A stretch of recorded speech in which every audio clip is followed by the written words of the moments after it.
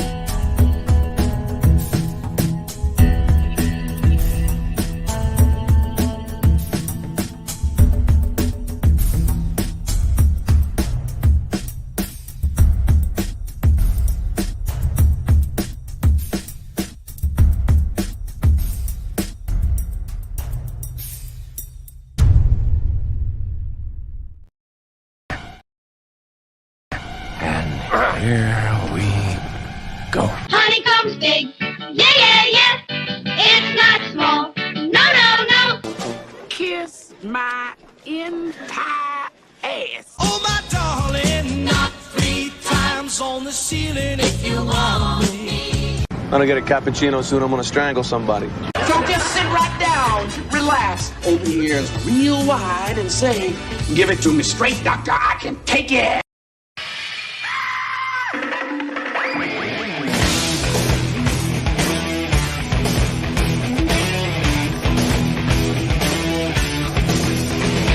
Kick the chocks out from under the wheels. Flaps up. No offense, Margaret. Contact. We're off. Rum, rum. Doctor, doctor, give me the news. I got a bad case of loving you. Oh, what heights we'll hit. On with the show, this is it.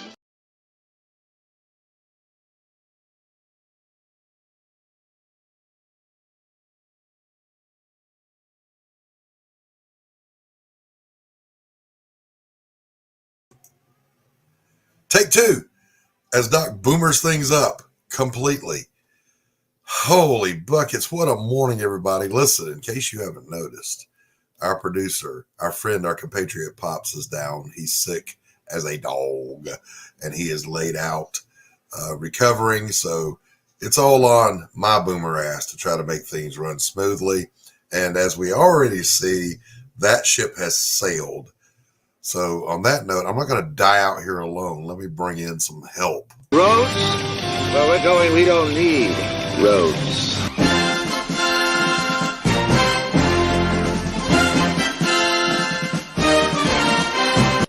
Gordon Shumway, nice to meet you. Interested in a new Buick? Nonsense. I've not yet begun to defile myself.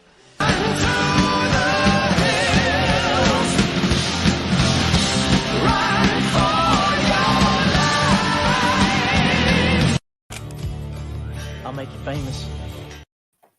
I'll make you famous.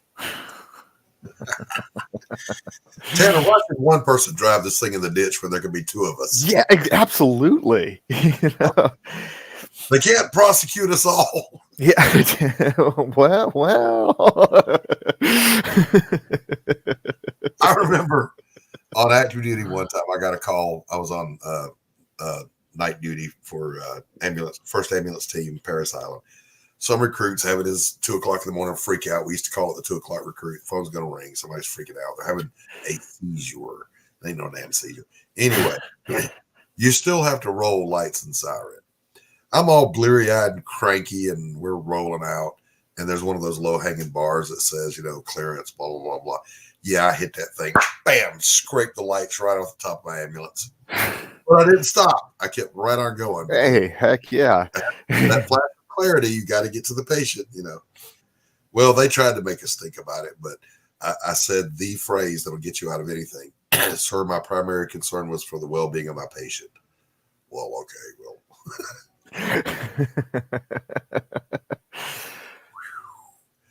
So, good morning, sir. How in the heck are you? I'm doing good. This is a lie, everybody. We're not doing good. We're not doing good. Yeah. I've got a squeaky voice, I think, right now, because whatever I'm going through. Yes. Is it allergies, sickness? I don't know. All of the above. Yeah, all of the above. And add to that, in my case, I'm old. So, and our producer's down sick. So, to the quarantine network. The quarantine network. Which is funny because I actually have a big old biohazard tattoo right over my heart. I'm not sure why you would do that, but you do you, baby.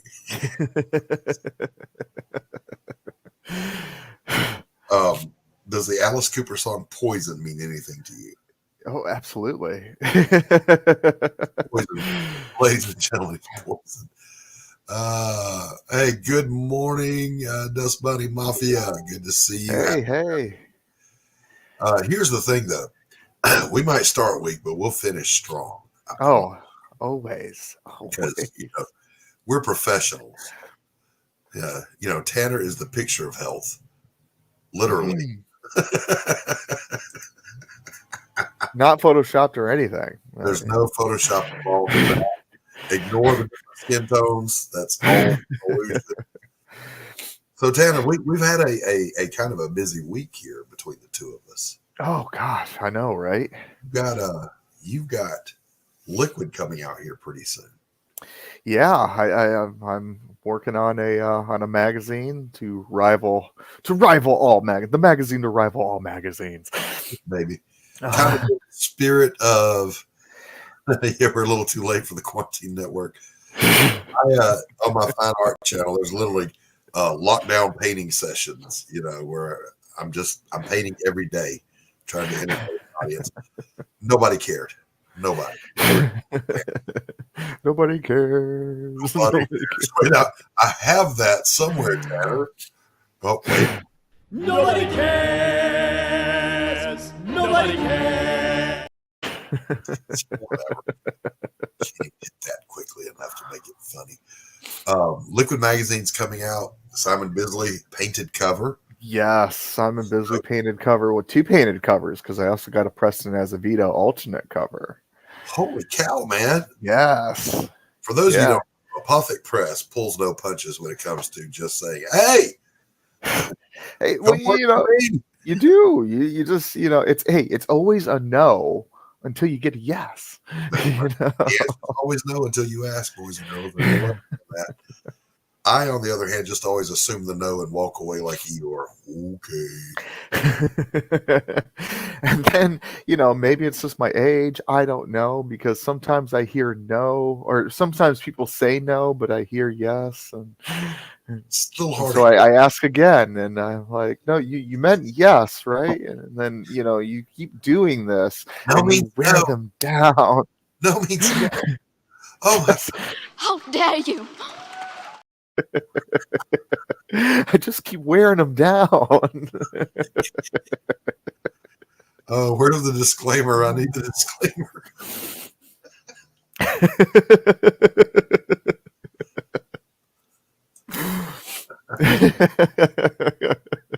He's talking about business, boys and girls. Business. Don't cancel us. Already been canceled once. A year to repucker. So, the big news this week, Tanner, we were just chatting about it. We were. Luke Stone's Fund My Comic, FMC. I got to get used to saying FMC because Fund My Comic, can blend in to a sentence like just Fund My Comic. Yeah. Pariah Blood and Mud back at today.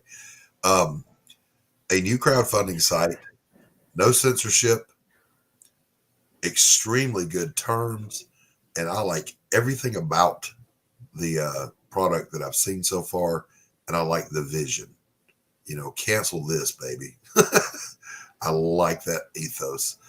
By Luke Stone, a good guy, a genuinely good guy. He's got some experience behind his belt as a producer of work, and everything I've seen, he produced a good crowdfunding website. So I'm in. Pariah is up on Indiegogo right now, and when I'm done there, probably going to go ahead and move on over because I'm not getting foot traffic on Indiegogo. I'm shadow banned. Yeah. Why would I not? Don't give your money to people that hate you. Absolutely. They hate me, Tanner. I'm everything they hate. I'm a straight white male, Christian conservative veteran. I'm the most triggering human being alive just by my sheer existence. You're right there with me. I'm right there with you. And according to Reddit, I'm what's wrong with comic books. We're all everything that's wrong. I'm everything that's wrong with comic books nowadays. Oops. But everybody was saying, all this shadow banning going on, which is a recent thing at Indiegogo. And Kickstarter's always hated our guts. If you're conservative now, there's been some like Tanner who can be successful over on Kickstarter. They just fly under the radar. So what's wrong with that?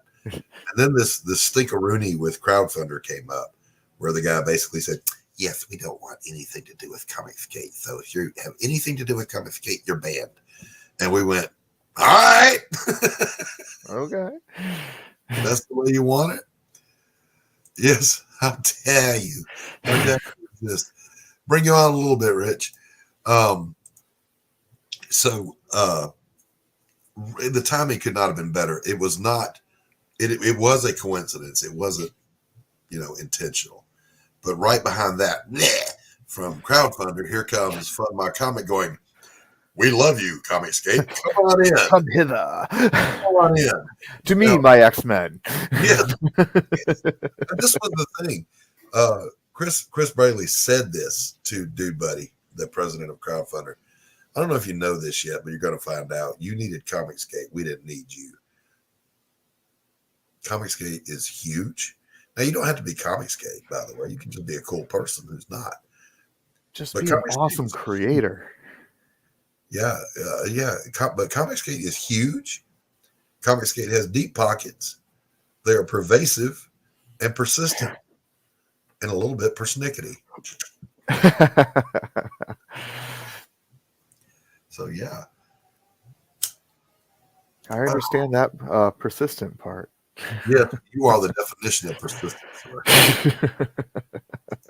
Good morning, Stephen B. Good to see you. Good morning. Morning. Brianna over in lovely old Europe is telling us good. Is it afternoon there yet? Let's see what time. I think so. 12, 1, 2, 3. Yeah, it's 3 o'clock in the afternoon over there. So we're glad to have you with us, Brianna, as always. Losing my voice already. So, Tanner. Yes. I love being able to set him up like that. He has no idea what's coming next when I say that. Neither do I, apparently. I wasn't going to do that yet. I'm ready for you this time. I can't find the damn trailer. But we're not doing that yet. We were talking backstage. ladies and gentlemen, crowdfunder again, not crowdfunder, Fund My Comic, FMC, has been the big news of the week. Several shows done about it. John Dillard had Luke Stone on.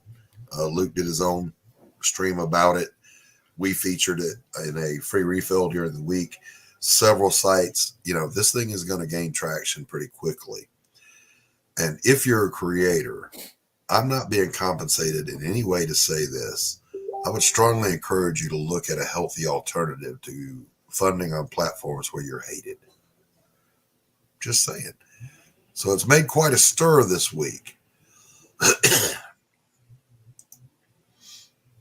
Really? Nothing? So let's make it famous.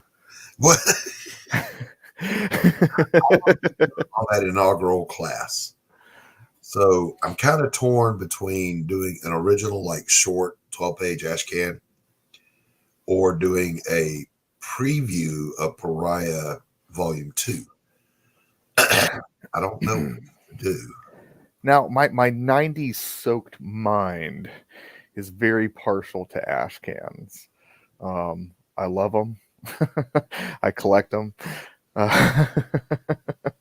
ash cans are popular, but remember back in the day, well, you might not remember. You'd be surprised. Back in the day, ash cans were literally ash cans. Yeah. They were little Xerox stapled together samples. Yeah. And they're called ash cans because they went right in the trash can and were burned after consumption. And now they're a thing. But I'm more so thinking about a short floppy. You know what I'm saying? Like a 12-pager. Okay. Not necessarily ash can size. Gotcha. I don't know, though. I don't know these things. This is why I have a publisher, Tanner. He makes the decisions for me. I argue with him until either he wears me down and I go, okay, or I win. I bet Anthony would agree with me. He may very well, because you publishers all, a bunch of sharks. You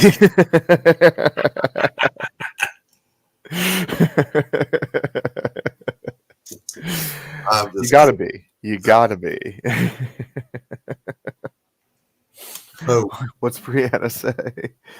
Let's see. Such a good way to describe being influenced by the 90s. Yeah, absolutely. Borrow that. Steal it. Take it. Run with it.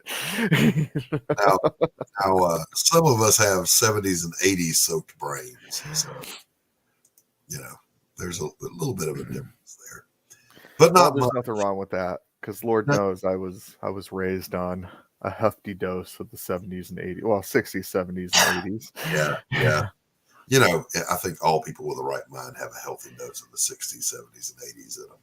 Absolutely. So, to wrap up my thought on what I was saying about Fund My Comic, FMC, is this. When a corporation thinks they're too big to fail and they start just deliberately excluding a large percentage of their vendors and their customers and still expecting to harvest from those people, then it's time for an alternative to come along. And there were several people talking about creating this and creating that. We're going to do this. We're going to do that. Luke just came out and did it. And that's the beauty of it. I love hearing that, because it's similar to how I created Apothic. People say, hey, can't do it. Got to wait. Got to take your time. And I'm like, no, I'm ready to go now. I'm ready to make comics. A right now kind of guy. So I dig that. I dig that totally. No comment.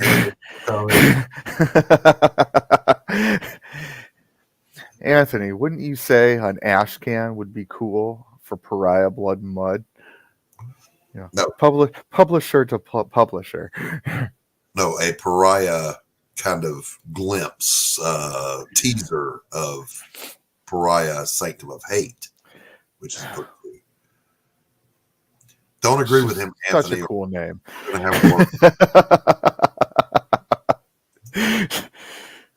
Inflate the ego. Yes. Good. Yes. Thank you, Rich. I got somebody on my side. Tanner, it is that time, though. It is that time. It's that time.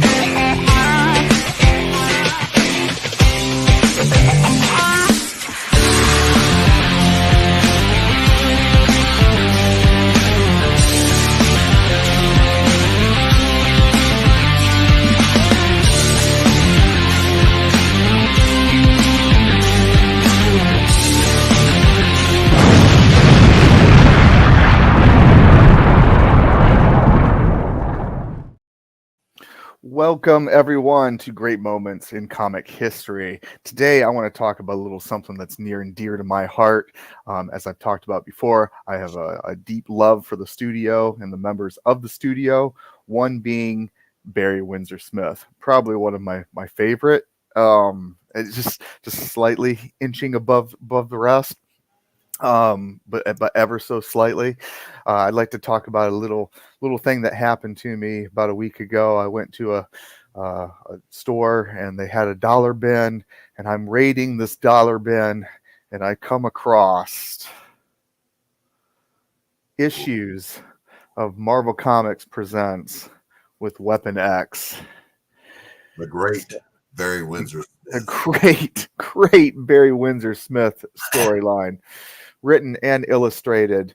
And what makes this a great moment in comic history? It's not only the amazing art, it's not only the fact that they gave Wolverine a backstory and showed his origins, but it basically takes, the Super Soldier program and gives it a much darker, grittier, persona than they did back in the day with Steve Rogers. So if you don't have this book, go out to your local dollar bins and see if you can't find it. I guarantee if they're watching, they're probably kicking themselves right about now. But this is a great story. Like I said, filled with amazing art. Let's just show some of this art, because why not, right? We already showed that cover. Yep. Remind me what the year of release of Weapon X was. Weapon X came out in 1991, actually. God, that's a long time ago. I remember when it released, though.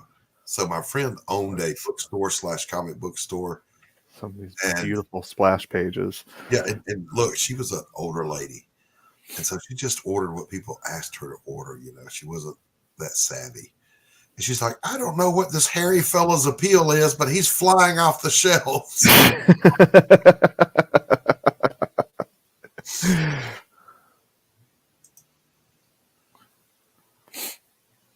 Written, illustrated, colored, all by Barry Windsor Smith. Yeah. Rich says he's starting to feel ignored. Well, then you are perceptive. Well, you're great, but you're no Barry Windsor Smith. You're not. Oh man, I probably just poked the bear. Very Italian. So this has been another episode of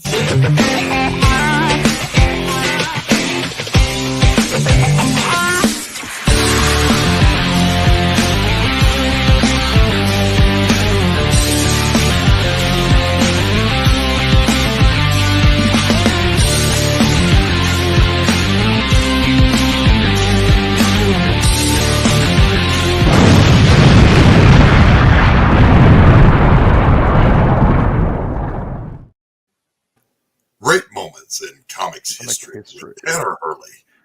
History. Commercial for that. Tanner can build a whole show around it. Oh man, we really could. We could. But no one would watch it. The stinger that I do for that, if you look at the very end, that it was not contemporary with it, but it's basically the Korvac saga. One of my all-time favorites. It's the story that really got me into comics, Oh, nice. So there's a huge fondness in my heart for that. My first comic actually is a Mike Baron Punisher comic. And, you know, during the 90s, there was all this talk of violence and cartoons and comic books and stuff like that.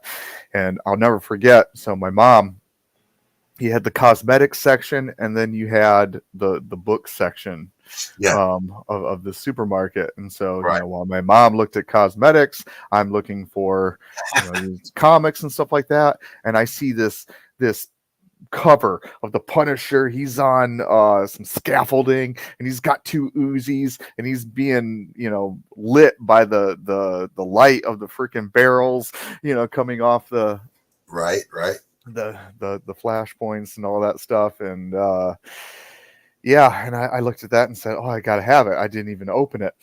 And I was like, Mom, can I get this one? And she's like, yeah, sure, fine. You know, not paying any attention to what her son was about ready to pick up. There was for me it was an old spinner rack at Eckerd Drugstore. Now I'd had comics before, but you know, not one that I picked for myself.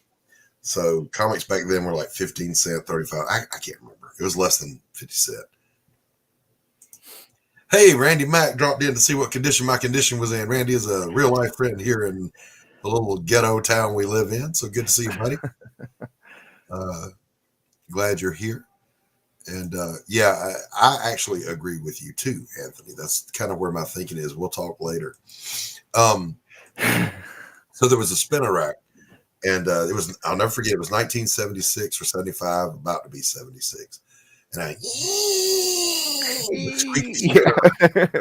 my mother, you know, throwing the stink eye at me every time I make it squeak. I'm like, but I want a comic book. And I found Captain America Mad Bomb, which has become a hugely iconic cover by Jack Kirby. And that was my first deliberate pick. And I was a Captain America fan. Then I discovered that, they team up. So now in the Avengers, I get Thor, I get the Pims, I get Iron Man. You couldn't tell me shit, buddy. I was an Avengers fan from then on. Never heard of the X-Men. I was all about some Avengers. And I remember as a kid, the first time the Avengers and the X-Men crossed over, I'm like, who are these punks? You know, you're going to mop the floor with these idiots. You know, that's what start discovering a thing called plot armor.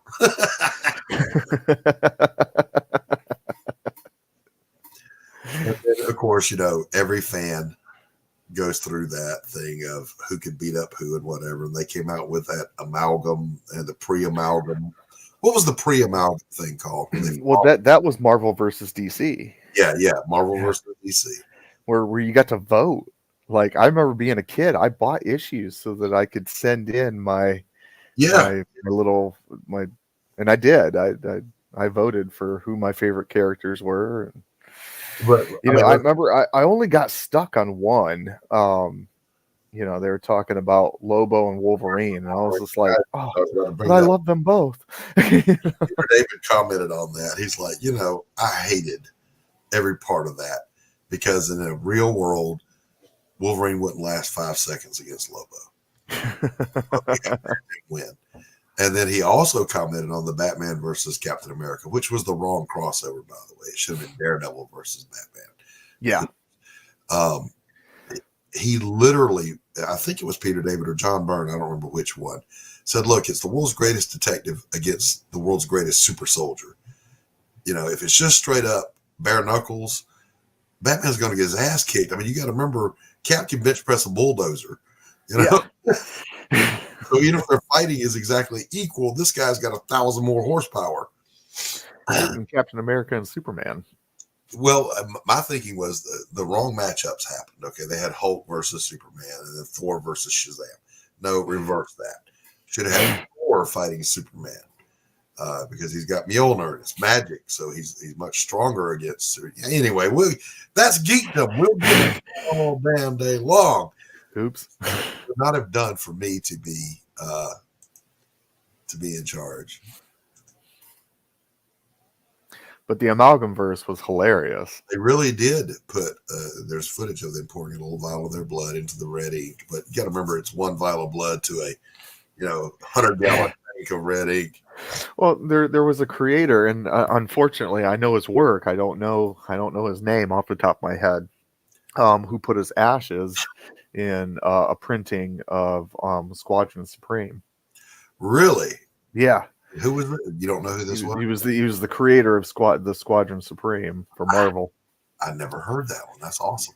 Yeah. So there was a run that you could buy because he wanted his ashes when he died put into a comic book because he loved comics so much. Yeah, it's kind of like Hunter S. Thompson's ashes were shot out of a cannon on the set of one of the Pirates of the Caribbean movies. I suppose if you're weird enough and you have enough pull, you can do anything. Let's say it. All right, well, we're gonna bring out a guest for our next segment. Another human being who's not feeling 100%. Across the seas, the inimitable, the legendary Glenn Fleming. Legendary.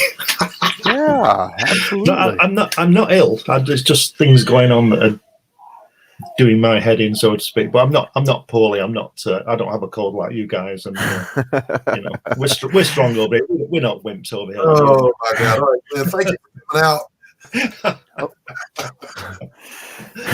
What's going on with you, my friend? Are you all right? Are you all right, both of you? I'm actually okay. It's a normal thing to wake up and have a cold for a couple hours, then it goes away. Can I just say that I can never understand these crossover things where they team Superman up with anybody, because isn't Superman invulnerable? And what's the point? Yeah, and Thor, well, he's a god, isn't he? So he's, it's, to me, it's like when they have this big debate. This debate has been going on since about 1962, I think. Who's stronger, the Thing or the Hulk? Well, it's got to be the Hulk, hasn't it? Yeah, it has to be. It has to be.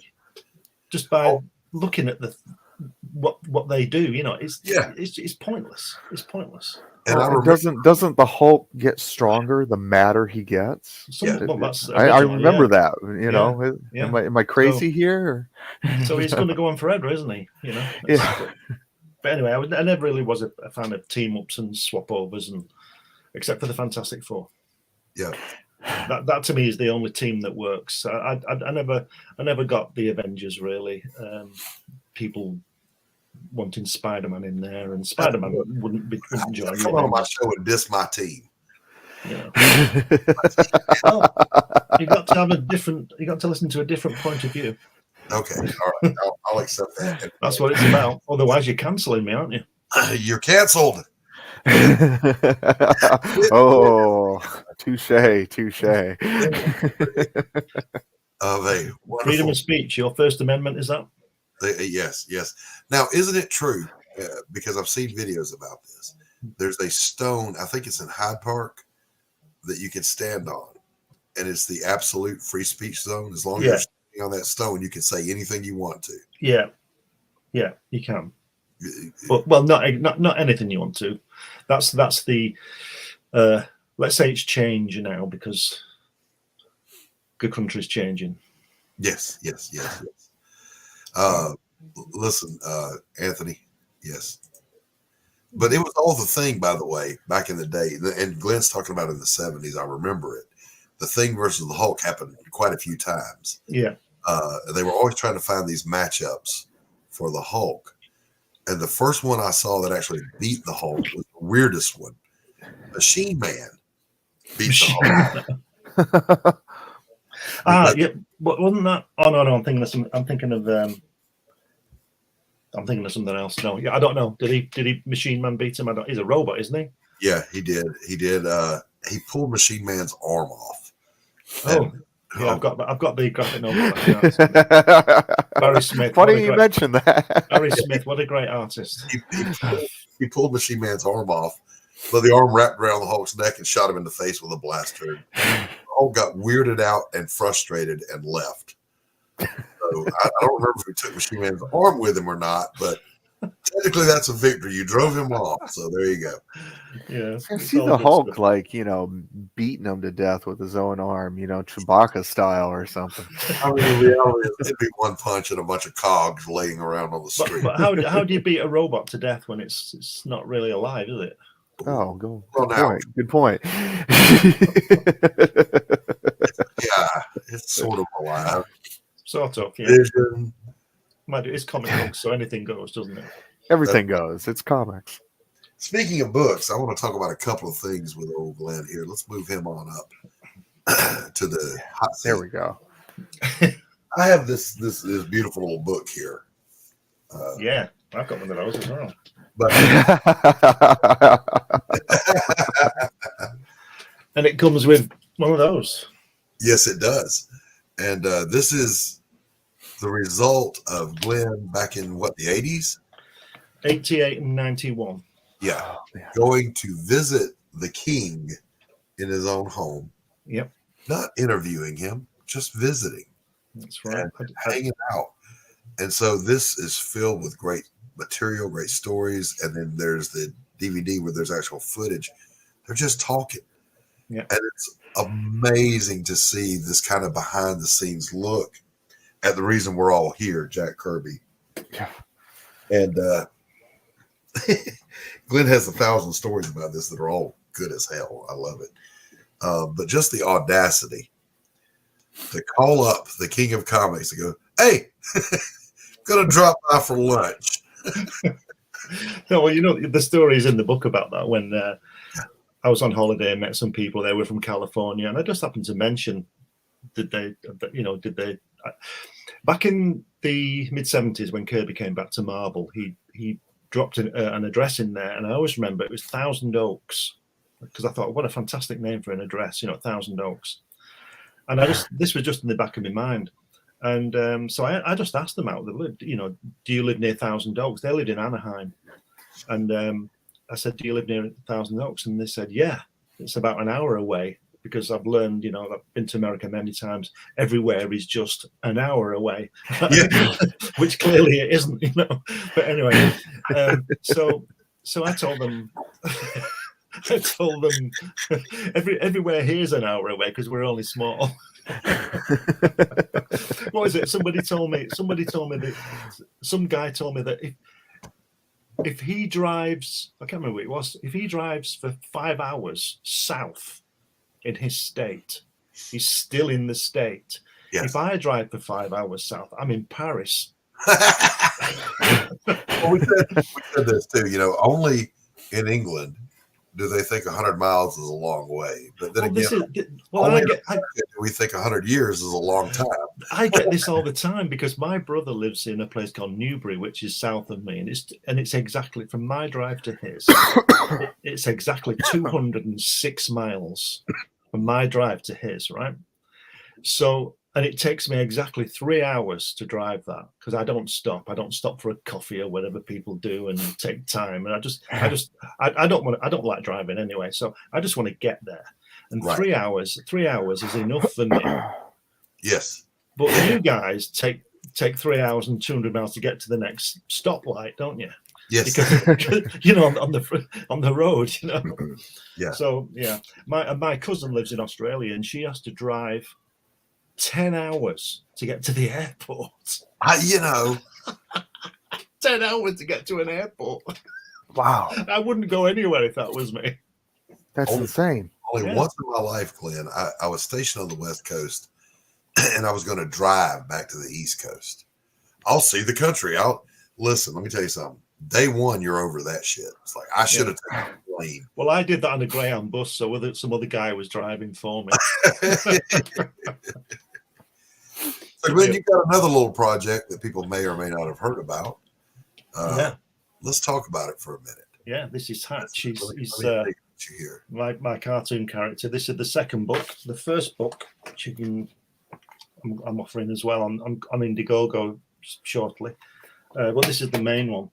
This is 44 pages of what I call madness and mayhem. I'll show you a little glance of that just in a second. And Hatch, by the way, for those you don't know, I'm a fan. All right, I don't just like Glenn as a buddy. I love Hatch. Oh, beautiful. Right, he lives on a little asteroid on his own, and he doesn't speak. The only words in the book are sound effects, basically. Where, like on there, where can you see how he's kicked his foot there?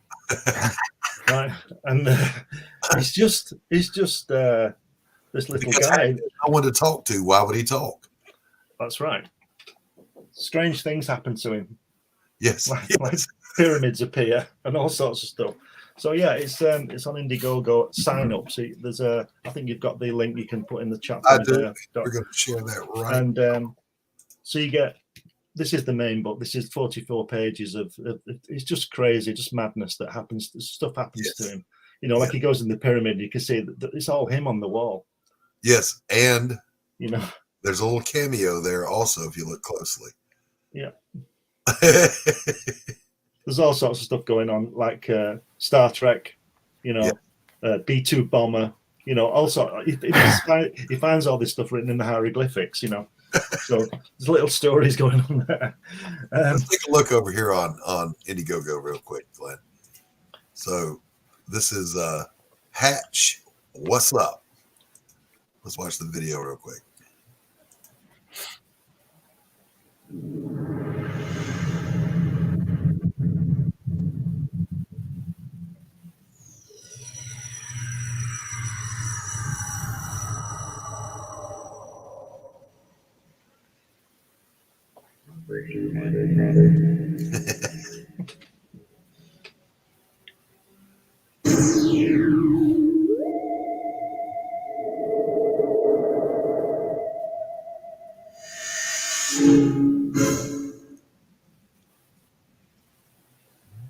So these are literally just raw storytelling without the words. Yeah. It's like a silent movie, really. Yeah. If you watch a silent movie, you've got to, you know what's going on because the storytelling's good, and that's what I decided to do. And like you said, he's on his own on this place, so he's not likely to develop any kind of language because he doesn't need to speak to anybody. There's nobody there. He never sees anybody, and that's to do with COVID. That's how the pyramids were built with COVID, with the toilet rolls on the and that's obviously him dressed as an Egyptian guy. But, there he is on his little asteroid there, looking out to the stars. Oh, this one is priceless. Yeah, that's the COVID chasing him there. Yes.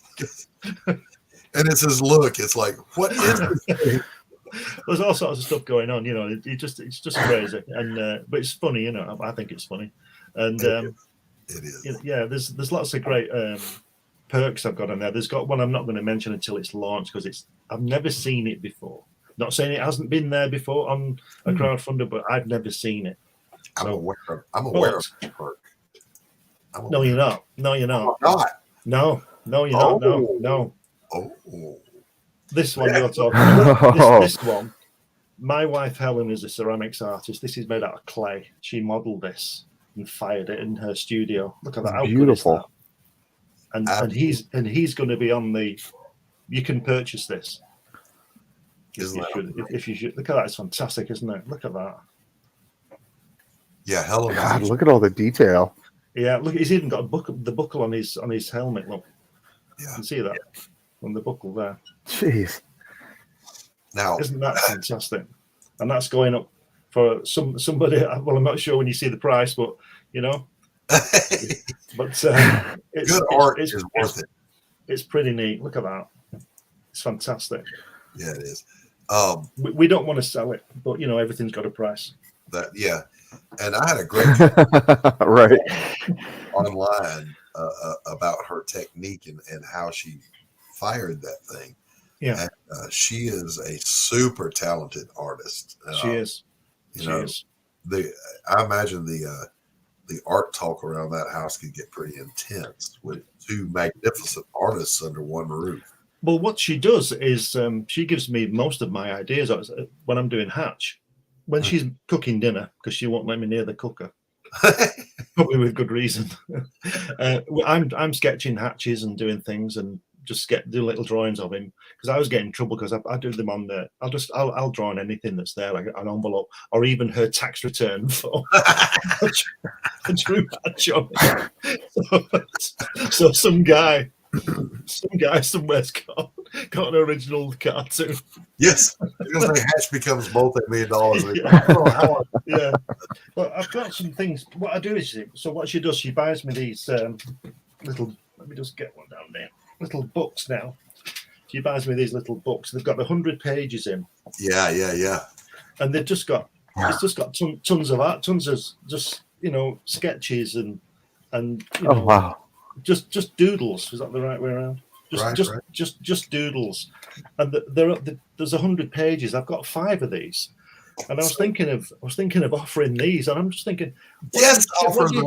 I will buy one. But what do I charge? Oh, definitely. What do I charge for this? This is 100 pages of original art. Got look at another one. Tanner's little publisher brain. That's. And I've even got A4. A4 ones. With color drawings in, just tons of the stuff. Just little sketches, Listen, I've even got some. That looks like $500 to me. Yeah, that's what I'm thinking. Some pencil work, look. just pencils. I'm blown away, man. I didn't even know you had those, Glenn. There's a perk. Yeah. Wow. Golly. And these are just sketches while Helen's making. Now, here's a thought. Look at him. Yeah. Go ahead, tell me. Why is he blue, Glenn? That's a whole nother book in itself.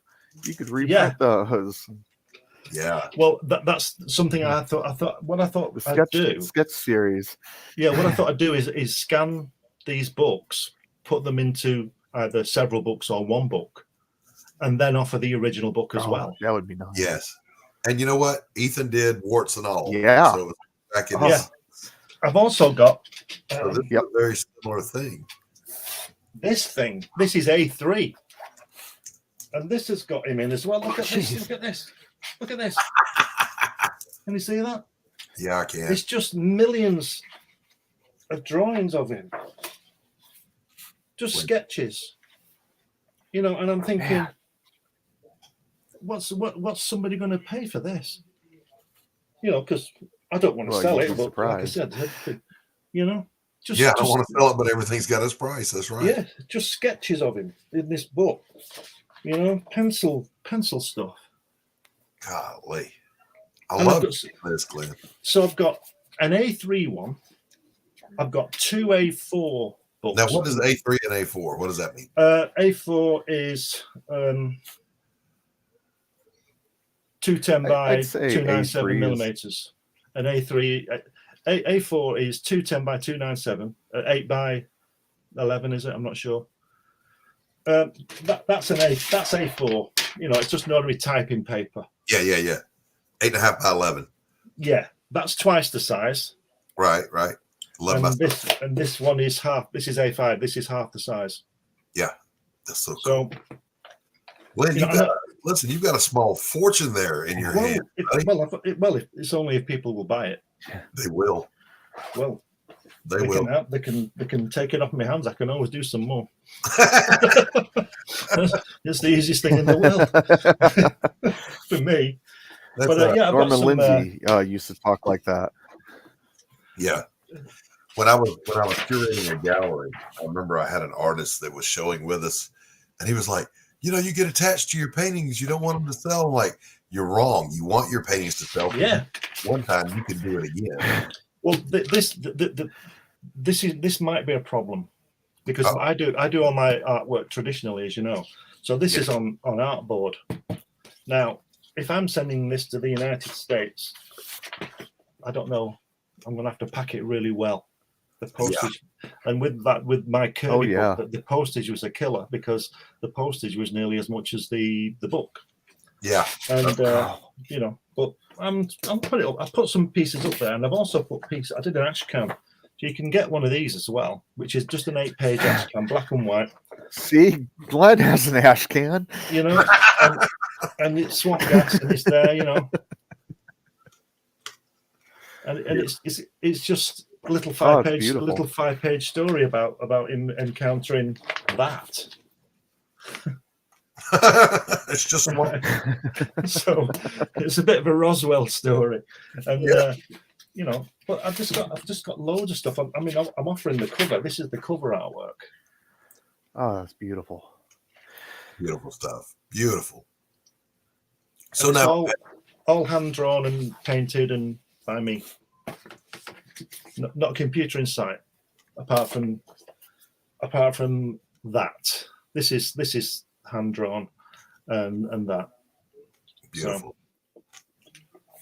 So yeah. So you think I should offer these books then? These art books. Should you do what? Sell them? Yeah. Offer them. Yes. The artist in me says no, and then the artist in me is like, oh no, and then the businessman in me is like, not only should you offer the original, but I think you should collect them into a sketch, a big sketch compendium. Yeah.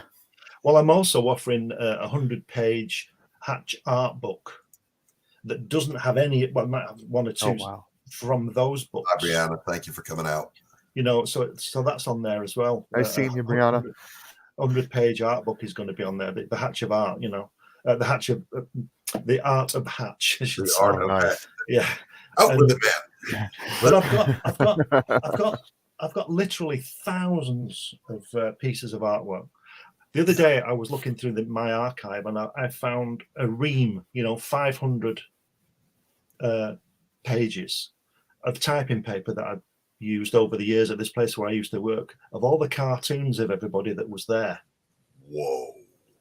500, and I know there's more, but I found the 500.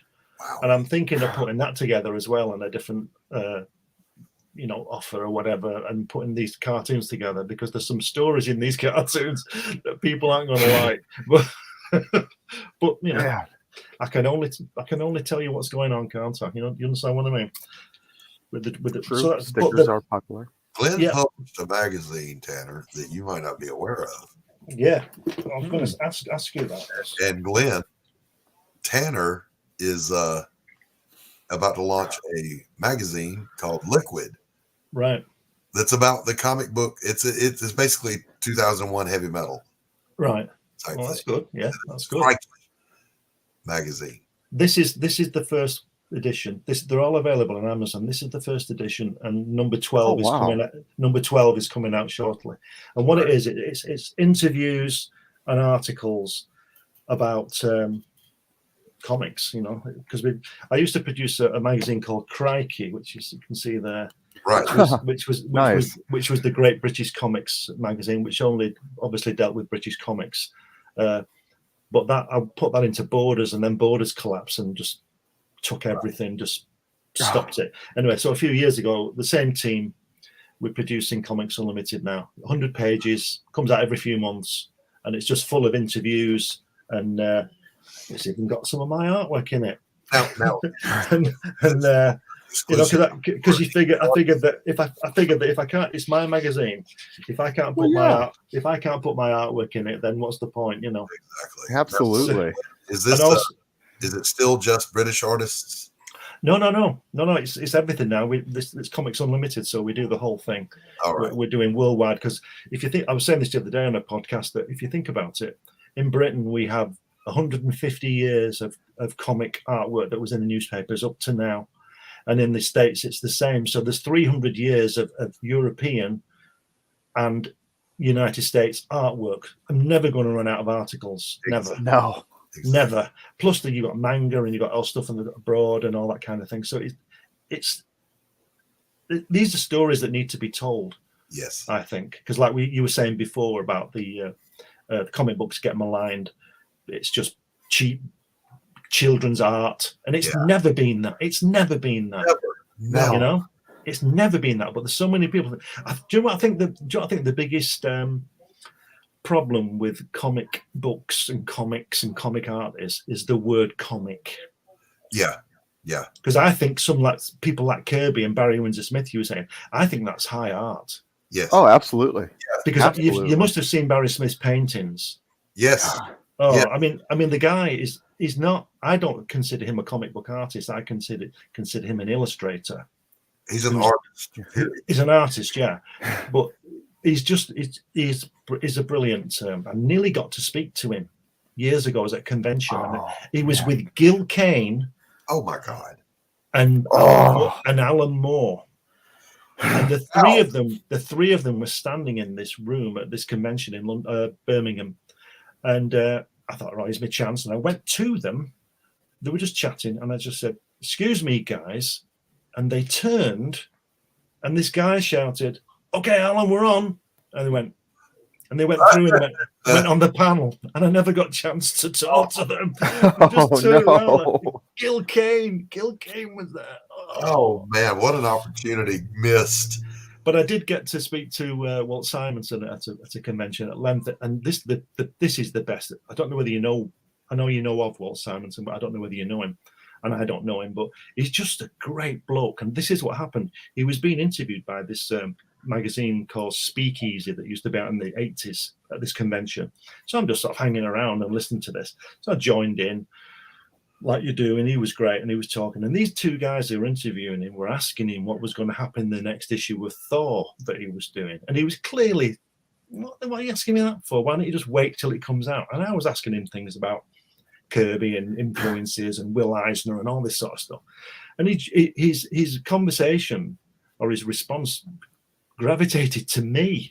And these two guys were a bit pissed off because they were interviewing him for their magazine. And I've got the interview, and I'm in the interview in the magazine later. Nice. Anyway, then he was called to a panel, and he said, "Sorry guys, got to go." So he went, and I thought, wow, that's just been speaking to Walt Simonson.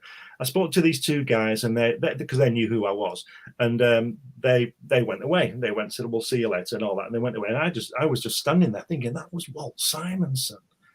And all of a sudden, they tap on my shoulder and look around. It's Walt Simonson. He says, "Oh, they've been delayed, so I came back to talk to you." Nice. He didn't come back to talk to them. He came back to talk to me. Right?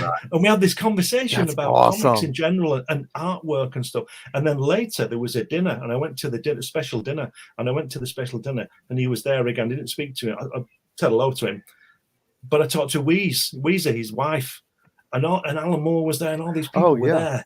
And it was like, oh, wow. And here's me. I'm nobody, And I'm in the midst of all these fantastic writers and artists, He's a legend. Yeah. But Walt Simonson's a really nice, really decent bloke. He's a really good bloke. He came back to talk to me. That's my claim to fame. That is quite the claim to fame. That is awesome. Yeah. Good morning, Wayne. Good to see you, buddy. We were talking a minute ago, and we're gonna have to pause for a break here in a moment. But before we do, the new crowdfunding platform, FMC, Luke Stone has launched. Yeah. Fun comic. No censorship. Fiercely independent is his trademark. So many people now, Glenn, you haven't been subject to this, but with so many people being shadow banned and basically being hated on by so many platforms. Yeah. I probably will be now. For no other reason other than to just hate, Listen, crowdfunders said anyone that even associates with Comicsgate, they don't want them. So they don't want you, Glenn, because you associate with me, and I'm CG to the bone. Right. I don't even know what it is. I don't know. I do know what it is, but I don't know what the problem is. Yeah, I'm going to put it out there. Crowdfunder is a joke anyhow, because they, you submit a submission to them, and they don't even get back with you. So I mean, that's ridiculous and unprofessional in half. Well, there's that, and when an organization that's supposed to be making money in this field says, "Yeah, there's this huge group of people we want to ostracize as creators and their backers. We don't want them." Well, that's a recipe for failure. Luke Stone, on the other hand, just launched this past week. Glenn, that's the reason I bring it up, and to have a third option for your crowdfunding, particularly if you're shadow banned. So I'm not getting any foot traffic on Indiegogo for Pariah. It's all direct link referrals. So having that opportunity to be on the ground floor of this new platform for me is a great idea. I'm going to do it. and Anthony, my publisher, he's in the chat. We were talking about it at length. But what are your thoughts on crowdfunding as far as the censorship, that culture that's going on there at Kickstarter and Indiegogo now? Well, I know what's going on, but I don't understand why it's gone, because you could, on a wider, more important thing, you could cast that outside the front door to the world, couldn't you? What's happening with various things. But my feeling is this: if anything happens to me on Indiegogo, well, I'll just go somewhere else, and I would just never use them again. If they decided that because I speak to you, that's free speech. I might not. I don't know your politics. I don't know you. I don't know I don't know either of you. I know of you, but I don't know you. Do I? You don't know me. You know who I am, but you don't know me. And I just think, well, see, this is what's happening. Is that like that? What is it? Go broke or something? They say or something. Well, anyway, I was going to go on Luke's, but he got let down by those other people, didn't he? So I went on the Indiegogo instead. Yeah, because he was just dragging on and dragging on. Yeah, he's up and running now, and your thoughts are pretty much the same thoughts everybody has. It's like, why would you even do that? Why shadow people? Why? And I find it very, very disturbing that people get labelled because you agree with somebody. The guilt by association. You are the same. Or it seems to me that the culture now is that if you disagree with something, you are, I won't say the word, I'm not sure whether you can say it, in Germany in 1933. Yes. You're a ist. You're a phobe. No. How about people can disagree? What I want to do is I just want to be an artist, and I just want everybody to read me work or look at me work, maybe even buy it, and then they can do what they want as long as they're not going around murdering people. Yeah. Yeah. If you don't want to read it, don't read it. But I have a. If you label everything that you disagree with as a hate group, then that shuts down any conversation that's ever going to happen in any kind of healthy way. Yeah. And it's doing.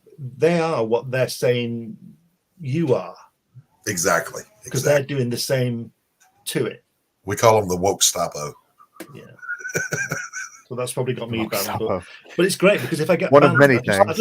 If I get banned, I just won't be on social media, and that'll be a good thing. Yeah.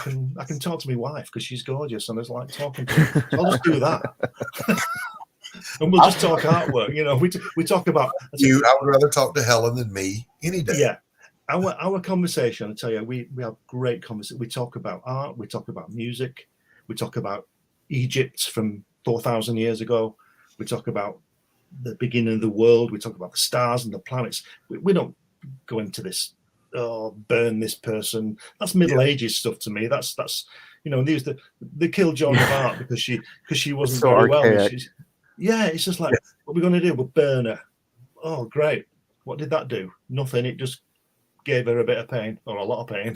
But, I don't know.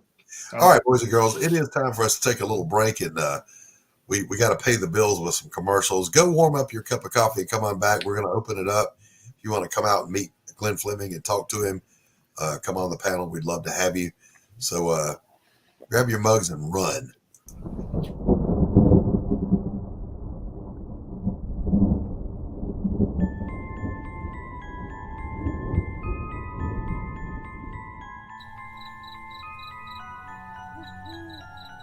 In a world where creatures of myth and legend exist,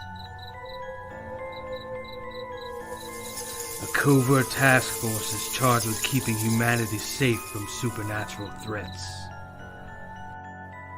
And when young Nancy Moon stumbles into the eternal battle between good and evil, she finds...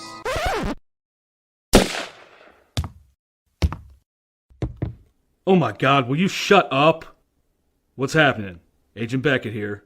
Aren't you tired of stuff like that? Want something different? Roll the tape. Whoops. Sorry about that.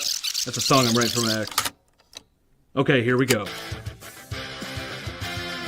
Yeah, that's more like it. Alrighty.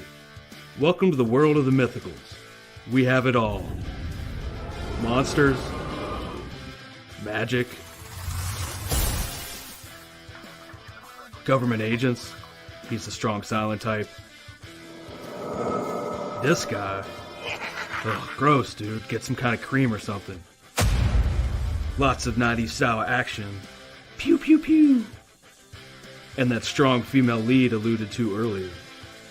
Mm-hmm. Not to mention a dashing field commander with a great sense of fashion. Look at those glasses. South River Studios presents The Mythicals Issue 1. Buy it if you dare. Ugh. Will you can it already? How'd you get free? Now beat it before I lose my cool. So what are you waiting for? Back it today. Like right now. Back the Mythicals today.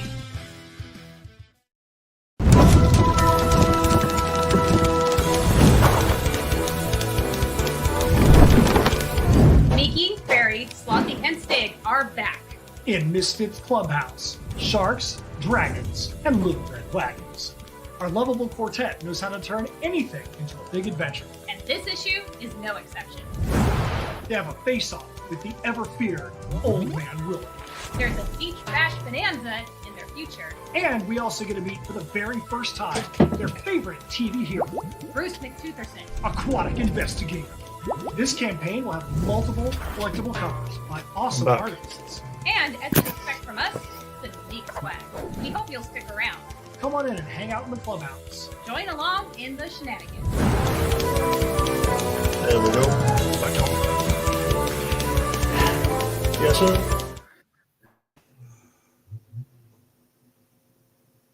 And a project near and dear to my heart that I may know a little thing or two about. Revenge, the sweetest morsel to the mouth that ever was cooked in hell.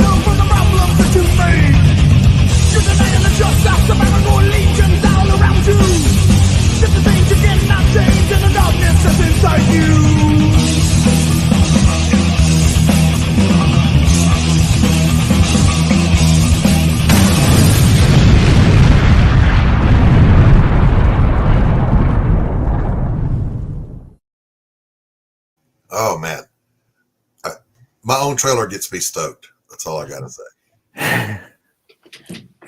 My own trailer. It's a sorry dog that won't wag its own tail, is what I'm saying. True. It's true. But it's that time of the show when we open it up. Let me drop the link here.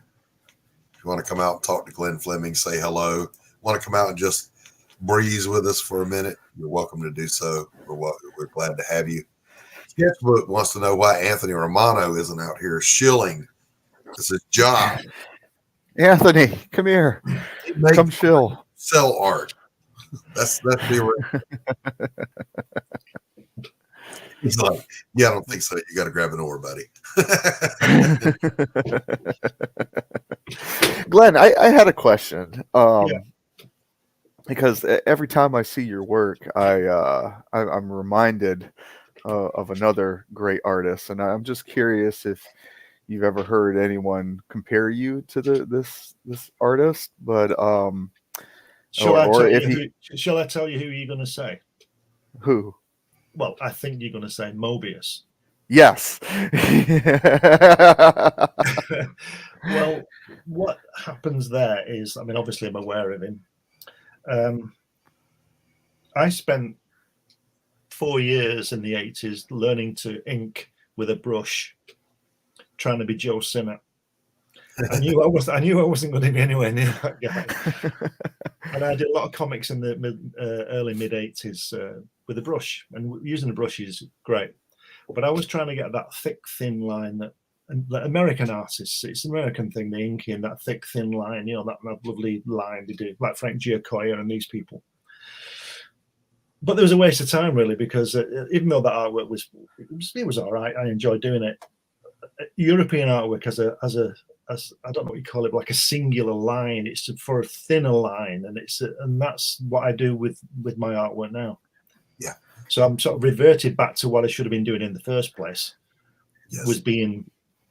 I don't consider myself European. I'm English, but you guys would call me European.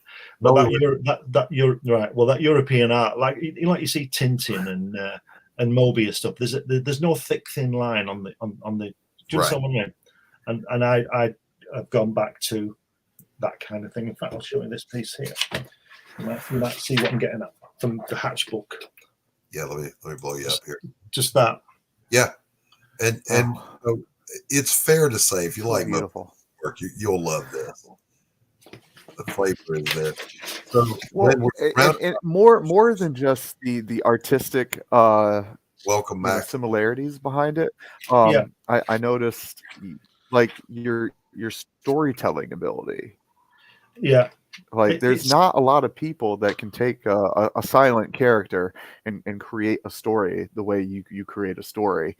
And it reminds me of something, very masterful, like looking at Mobius work or, some of the stuff that I've seen in heavy metal. And well, I can only thank you for that. So that's wonderful, because I mean we all try and get to the top, don't we? And don't think I'm anywhere near that. But I'm not being modest, Say again, Don. With the difference being that Hatch himself is adorable. Yeah, well, there's that. But I do like to this is from one of these books. Just a thin line. Yeah. You don't need a. I mean, there's nothing wrong with the way that Joe Sinnott inks a comic book. I mean, who wouldn't want to do that? But this is like just pencil work. I do full pencil. There's not a lot. A lot of it's in the inking, but that's just the pencil work. Right. But I mean, thank you for. People have said that before about the Mobius thing, but I don't consider my work anywhere near as good as his. But you keep trying. I do. I'm always a fan. Glenn and I'm going to say that I do. Okay. Glenn and I have talked a good little bit, and I like him as a person. I love his work, so I consider him a pal, but I'm also a fan. And I'm not a fan of a lot of stuff. So I've got one fan. Yeah. I'm that one. You got two fans. Two fans. So we're joined by Max Devill, the publisher of Atrocity Press. That's right. What's going on with you, buddy? Not much. Just working, getting things ready for the Human Hunters 3 campaign starting in April 6th. Yeah. So I see your ex-wife came by. Yeah. April. Nice. I'm sorry, that was a terrible joke. I fell down and got rug burn on my forehead and my nose. Oh man! Didn't even get it the fun way. Right, exactly. It's just one of those horrific things that happens. Everybody's all stoved up except Glenn. He's that brave John Bull. What you were saying before, Tanner, about the storytelling aspect, I think that's the fundamental reason for comics is to tell a story. It's a storytelling thing, and it's a very visual medium, as you obviously know. And if you can't tell a story visually, because the words to me are just scenery, you don't need to know that the guy who stretches his arms is called Reed. You know, that's just the scenery. And it's like if you watch a silent movie, that's why they're so good and so successful, is that it tells you can follow the story. And that's the most important thing. And in my opinion, today's comics are missing that vital aspect. They're just producing pin-ups that everybody's ripped. Oh, very much so. Yeah, I'm gorgeous, you know, and all that kind of thing. And I don't think that works at all. I said this the other day. When I was a kid growing up, I was really lucky because I had people like Kirby, Gene Colan, Dan Adkins, Gil Kane, John Romita, John Buscema, all these brilliant artists. But I can tell, I'm sure other people can, but I can tell who's drawn something, and I have a good chance of telling you who's inked it as well.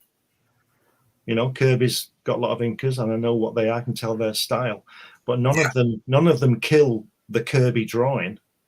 They just put their bit on it, and it's wonderful.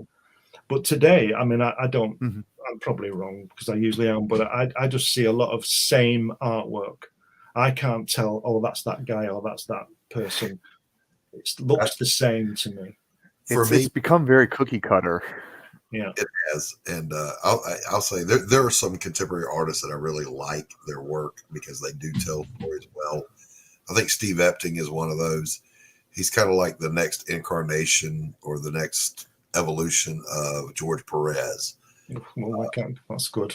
And so it's really well executed art, beautiful to look at, and he does really dynamic storytelling, and his panel layouts are even innovative.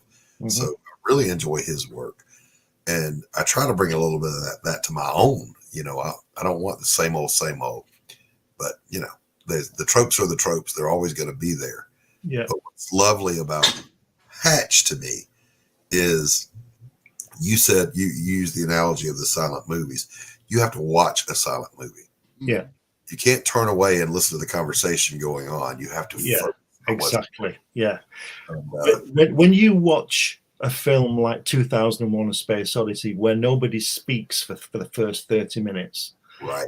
I know so many people who don't carry on watching it because they're not being told what's happening, because they don't look. And you watch any Kubrick film, and a lot of Hitchcock stuff as well. There's a fantastic piece there's a film, you've probably seen it, called Marnie, that Hitchcock made. And she's a thief, and she's in some office building, and she's robbing something. And the cleaner turns up, and there's a scene that there's no music, there's no sound other than this woman cleaner using the vacuum cleaner cleaning up. And Marnie walks past, he takes her shoes off, and she walks past behind her. And the tension is incredible. Because if this cleaner sees her, she's arrested and she's in jail. And so she has to, it's incredible. But the tension, and there's no words, just the only noise is the vacuum cleaner. And she keeps stopping it. That's why she takes her shoes off, so she don't clip-clop down the floor. Right. And that's masterful storytelling. That's what Kubrick does. He makes you watch it. You've got to watch a Kubrick film because he's not telling you what's going on. Exactly. And that's how I would describe your work. Fed. Yeah. Well, thank you for that. That's good. Yeah, I don't want to be spoon-fed the story. You know, let me figure some things out on my own. I'm a smart guy. Yeah. Well, the reason is, you see, when I go to this, I don't go to the cinema now because they pull my local cinema down. I have to drive for 10 miles, and that's 9 miles too far for me to spend $15 on a crap film where everybody's grazing next to me and eating burgers and all that stuff instead of watching the film. Right? The idea. Let me tell you a story. A long time ago, early 70s, I went to. See, I've said this story before. I might have told you this, Doc. My brother said to me, his then girlfriend, later wife, Susan, he said, we're going to see this film, you know, it's called Escape from the Planet of the Apes. I said, oh, yeah, I've got to see that. So we went to the cinema, and I'm sitting there. Have you seen the film? Yes. Right, well, you know, at the beginning, all the Marines on the beach, and there's a spacecraft bobbing up and down in the ocean. They go out to it, they open the hatch, 2 space-suited figures stand up, they take their helmets off, and they're apes. Yes. And Susan said, oh, it's not about apes, is it? Escape from the Planet of the Apes. Which bit don't you get? And she said, I can't watch this. And she did, because she did. But and then there was another time when when Susan lived at home, her little sister Jane, it was Peter Falk, Columbo was on. And it starts Columbo, it's Columbo. And then you see somebody walking up the path to this house in LA, I presume. Does the door, obviously doesn't live there, does the lock, picks the lock, goes in, it's dark, goes through to this room, there's a guy sitting in a chair, and then this hand appears with a gun, and it goes, and this fella's dead. Yeah. And Jane said, why has he done that? It's just come on. We've all only seen what she's seen. What's going on? Right. But we don't know. We'll find out in the next hour. So what I'm saying about the storytelling is you've got to look, just watch. But look how it pulled her in. Look at that visceral response she had. Columbo, by the way, is one of my all-time favorite shows. Yeah. It's my favorite detective TV show ever. Yeah. Because they show you everything. Yeah. It's how he works it out, isn't it? Yeah, the cat mouse between the perpetrator and Columbo. And you always know who it is, don't you? Yeah. You know who the murderer is, but it's I've just got a question. One last question. Just one more thing. You said that you came through here at 9:45, correct? Yeah. So I've driven this path 20 times now, and for the life of me, I can't get here in 10 minutes. The guy's face just dropped. He knows he's busted. Yeah. Columbo just starts laying it out there. There was one where it's a chef that has killed somebody, and he's just a fan of this guy, and they cook together, and he even says at one point, Columbo does, that I meet a lot of great people. They're just murderers. But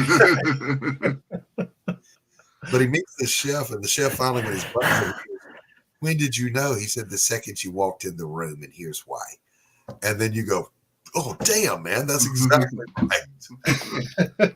So that's just masterful storytelling.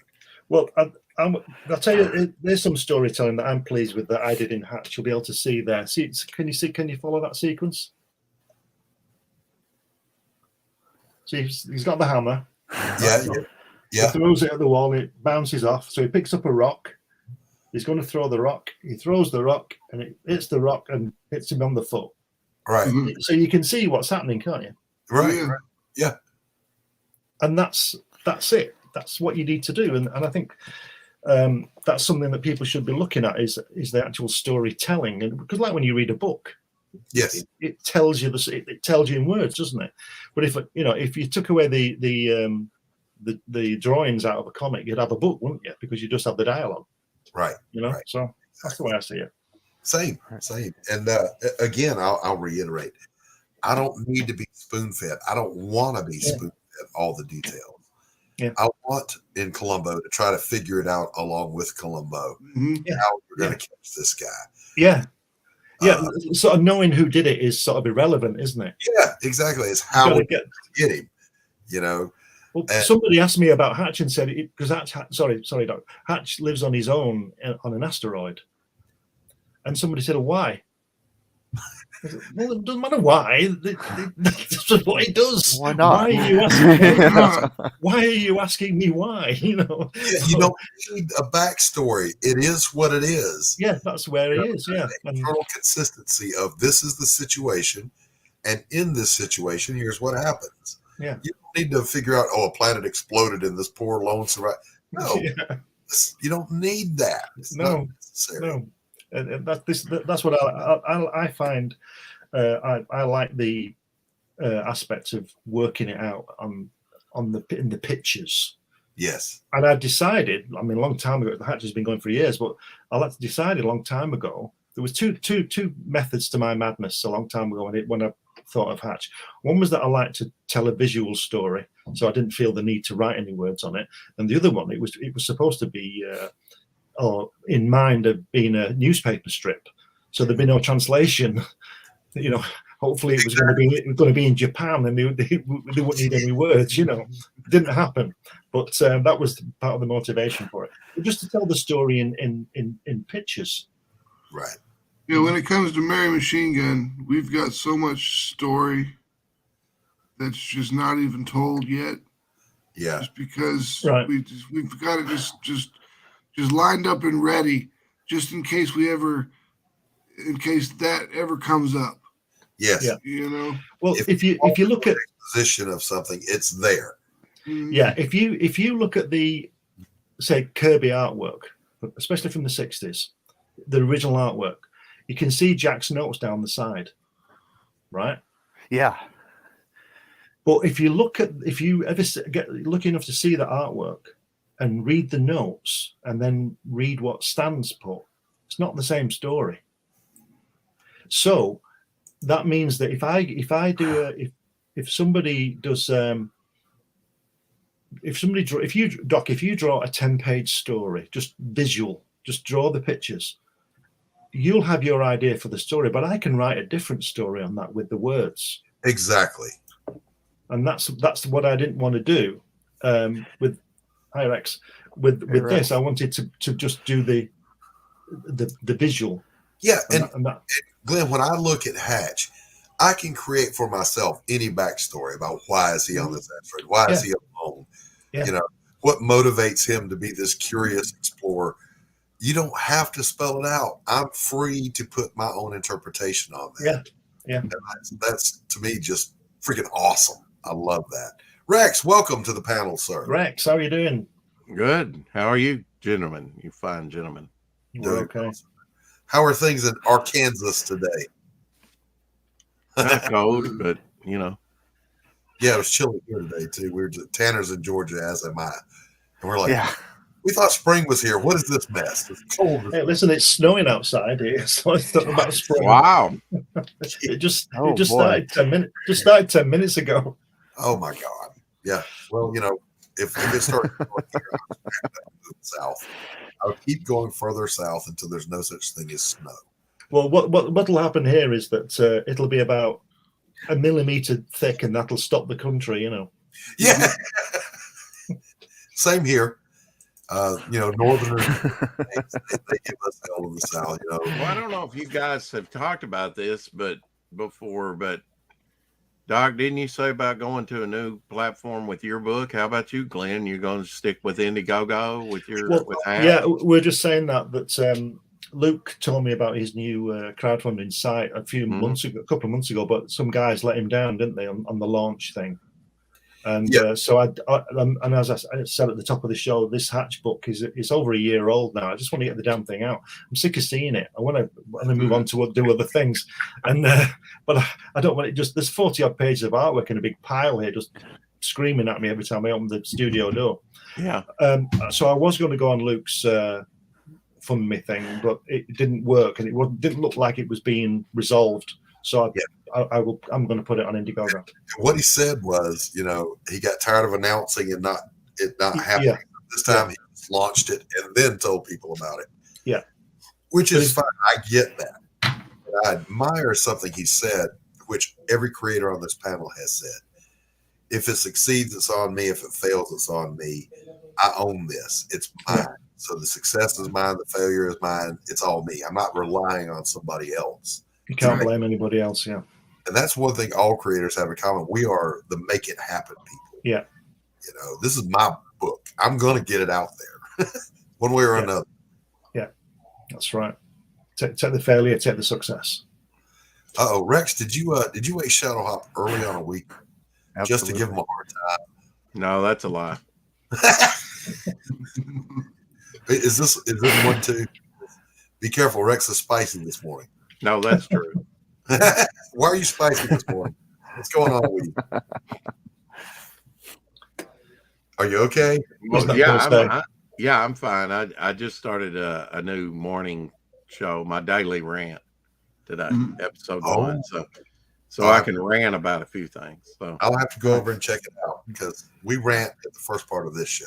Yeah. Okay. But I didn't have anything to rant about today. I was all stoked to have Glenn Fleming on. So, you know. Well, you can rant about having nothing to rant about. There's always something a person can rant about. Yeah, that's right. You can always find something. Just think about an ex-wife, an ex-girlfriend, or something. You got Hey, Rex, rant about that. Yeah. Let's go. Look at that. Oh, what's that made out of? It's clay. It's called crank. Oh, your clay. wife did that. She did. Yeah. How good is that? That's great. Yeah. I like it. And is this color because of oxide? Yes. Okay. Doc knows about this sort of stuff. Yeah. Beautiful. Because we decided not to paint in the colors because it would I didn't like that effect because she's done other work, vases and things, and this kind of effect. I think it's wonderful. It's just it kind of reminds me of those precious moments things. Yeah. You made the right choice, I think. Yeah. I asked Patina is beautiful on that. Share me the behind the scenes, the making of this thing. Mm-hmm. And he shared with me, and I don't know if you remember, Glenn. I said, "Are you going to paint it?" Yeah. And he said, "No, we're going to go with just the natural glaze patina." And I went, "Yeah, that was the right." It's probably like yellow ochre type glaze or whatever. That's I'm not. finished. Yeah, you'd have to talk to her. I don't understand all that kind of stuff. That's what she does. It was. There's. I love working in. I mean, it's like painting. You know, once you Yeah. have the object, they have a wide variety of glazes with all kinds of neat effects that you can do, like a cracked glaze or a globular glaze. It's just you can. They've got some, and I'm sure this was back in the 80s. They had a wide variety of glazes, but they probably improved on that in 35, 40 years. Sure. Well, you can go to. There's a film of us going into the kiln when after Hatch had been fired on YouTube. I don't know whether you've seen that. Yeah. We actually we don't know what's in there. We you know, Helen is always worried when she's doing her work that it's going to shatter, right, and destroy everything in there. Right. So she put this sort of this conical thing on over the top of him. So if he did explode, nothing else in the kiln that she was working on would be destroyed. You had to do that. Yeah, I mean, if you get an air pocket in there, you might Yeah. get a bulge at the very least, but it might That's right. just explode. Yeah, but he came out and we took it out. There's where her studio is. There's a square, which is obviously got a lot of people passing through. And we took him out, and we had this little turntable. We turned him around while I filmed him, and people say, "What's that? What's that? Oh, what's that?" You know, it was fantastic. That's why you need it really good and get those air bubbles out. You know, the first image on TV was a test broadcast, and it was a statue like that of Felix the cat, and they just put it on a turntable, and filmed it from all the different angles turning around. That was the first image ever broadcast on television. You talk about exploding. Back in the 90s, I was sculpting, and I still love to sculpt. I just haven't done it in a while. But this guy had paid me to do The Thing. And I'm like, that's the easiest character to do of them all. You know, he's just a pile of rocks with arms and legs and eyes. And, you know, he was fun to do. But I used a core that was tape and paper because it's going to burn up in the kiln. He exploded like the movie Alien, right in the middle. And I had to go to the local art school at that time to get it fired. I don't have a kiln. And I had successfully fired. I pay them a fee. They fire it for you, you know. Yeah, he was kind of mad at me because he didn't shroud it. And when the thing exploded, he took out a couple of vases and mugs and whatever. I'm like, okay, it's not really on me, dude. You shouldn't have shrouded it. That's a lot of time, a lot of cost. Yeah, I mean, if you were worried about it, you put it in there separate away and don't load it up. But shroud it like Helen. Or shroud it, yeah. Well, when Helen's got 3 kilns that are bigger than refrigerators, you know, and they take, and that she does a lot of work on it. She's teaching and all that kind of thing. Nice. And she's got these 3 kilns, and they take, I think it's probably about a day and a half to reach the temperature. Yeah. And then you've got another day and a half. That ain't cheap. You know, to cool down. No. Yeah. So, so what she does is she's when she fires things, she's always got the thing is entirely crammed with stuff, you know, because like you say, it's very expensive. So she gets a lot of work done and then puts it all in and then does the one firing, you know. But she's got 3 kilns, so we work on that. But the best bit on the film, that if you watch it on YouTube, is when she takes it out and the cone that he's in is stuck to one of the rocks on the floor next to his feet. So she just reaches back and gets this hammer thing, this piece of wood, and just goes dunk, and it comes off. It's just wonderful to watch, because I thought, I was going to get that off, I was going to sell this thing entrapped in this cone, just the top of his head. When she just knows what she's doing, Yeah, I remember asking Glenn on Facebook, and Helen answered, because that's really who the question was for. I've seen shrouds. I had never seen a cone shroud. Yeah. I was like, is there something new in firing that I don't know about? And she kindly, told me I was a dumbass. And she didn't say that. This sound, your wife's as big as a refrigerator sounds like the warmers, the kilns that we use for bronze casting to heat up our, the actual mold, because you don't pour it cold because crack, you don't pour hot liquid into a cold mold. You first heat up the mold, bury it in sand, and then pour your metal, and that can take, like you say, overnight, 24 hours or more. Yeah. That sounds like that size, because they were huge. Well, these kilns are probably about a yard wide. Okay. And about I don't know, three. They're not square, but they're. You're talking to the wrong. Yeah, you're talking to the wrong person. Yeah. You should be talking to her. She'll explain it all. But well, you know how tall they are, don't you? On the floor. Yeah, they come up. They come up to my shoulder, and I'm 6'1". So. Whoa. Yeah, they're big. Yeah, and she's got. And that ain't cheap. Those kilns are. She's got. That one. They also use kilns for. Fortunately, that time we've got to wrap this one up. We could go on for hours just hanging out and talking. So, as always, I want to thank Tanner Hurley. I want to thank Glenn Fleming for coming out. Always a pleasure to you, sir. Yep. Don't forget, sign up Indiegogo. Yeah. Yes. Head on over to Indiegogo and sign up. Get on the mailing list. And I don't know, man, you might end up seeing the sketch pad. And can I just say that when everybody who signs up goes into a hat to get a piece of original artwork. There you go. So there's a reason, even if you don't back the campaign. Is that a hardback? They're going to be hardback? No, it's going to be. I was going to do hardback, but I'm trying to not get too involved in stuff. Right. It may end up in a hardback, but I'm doing a hardback artist edition of the origin of Hatch. So it's not. Cool. It's not that. But this artwork, and I'm showing things like the pencils artwork, the ink, and the colours. So there's 3 stages, and some the lettering, because I do the lettering on the page as well. Yeah, and all that kind of thing. So, hand lettering, and that's 100 about hand lettering. Max, people who you are, where they can find you. I am Max Devill. I'm the founder of Atrocity Press. You can find me at atrocitypress.com. You can find all of our social links there, all of our shop links, everything that you could possibly need to do, just atrocitypress.com. All right. Rex, tell people who you are, where they can find you. Devil Flyer Momentum on Twitter, on Instagram, here on YouTube. Do a daily show, sometimes 2-3 times a day. Stream a lot. Yep. Have a ash can up on Indiegogo right now. So go check it out. All right. Under Devil Flyer. Check it out. Ashcan Devil Flyer on Indiegogo. Go sign up for Hatch. Hatch, what's up? Yeah. Hatch, what's up? On Indiegogo. Yeah. What's up? And with that, we're gonna play ourselves out here. Normally Pops does this for me, so I gotta play commercials. Thank you everybody for coming Thanks out. for having me on, Doc. Nice to see everybody.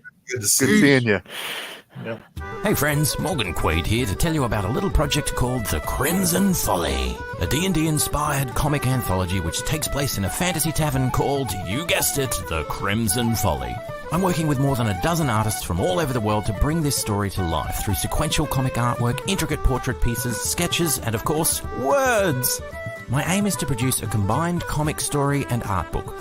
The first 40 pages will be a comic book telling the main story of the Folly and using different artists to build out each section of the story. The art book will then contain sketches and short stories relating to characters from that story.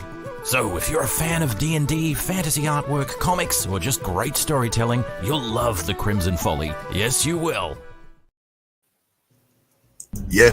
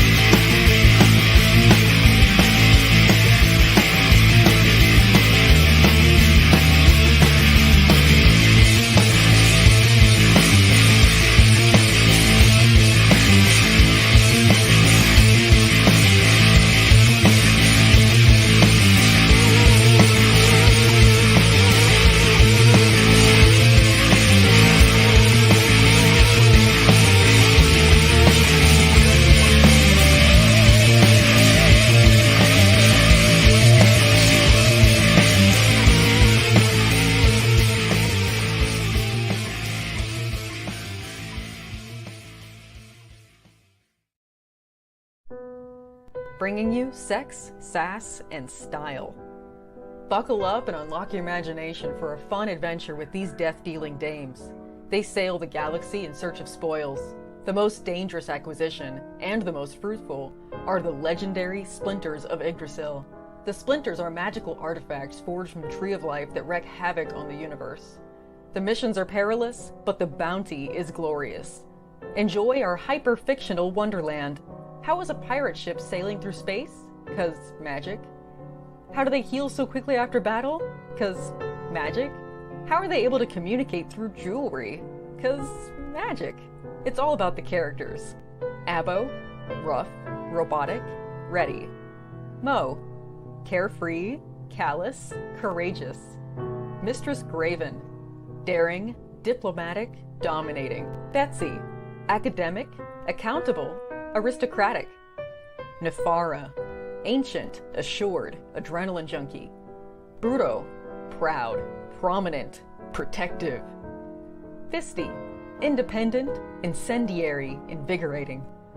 Roxy, superficial, scarred, secretive. Once you get to know this diverse crew of mythical miscreants, you'll be anxious to find out what trouble they'll get into on the next episode. Go to abogrizzly.com and order both halves of the first episode today.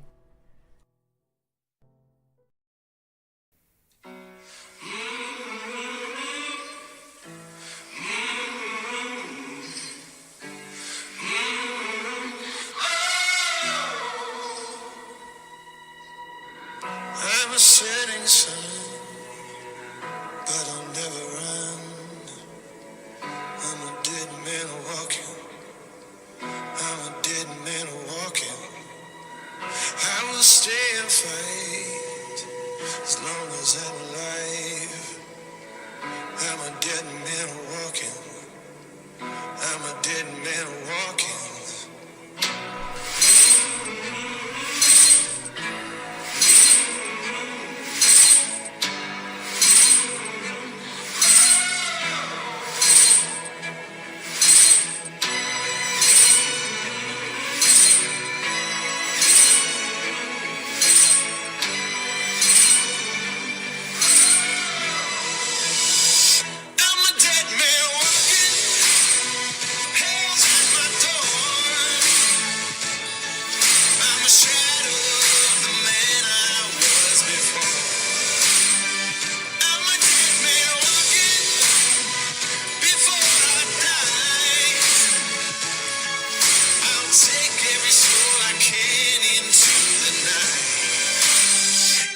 Till I die.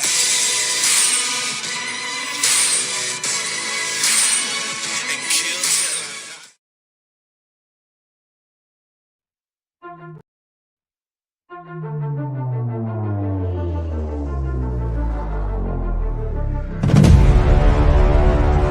till I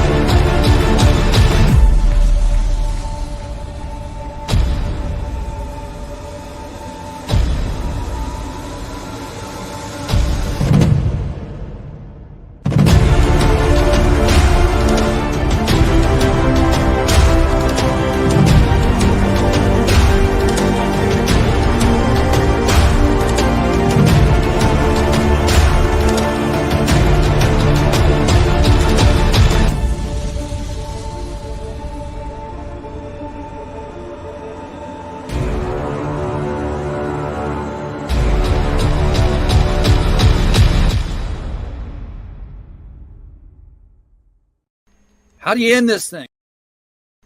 How do you end this thing? How do you put the where's the brakes on this bus? I forgot. Jazz how to hands. Jazz hands. Have a good night.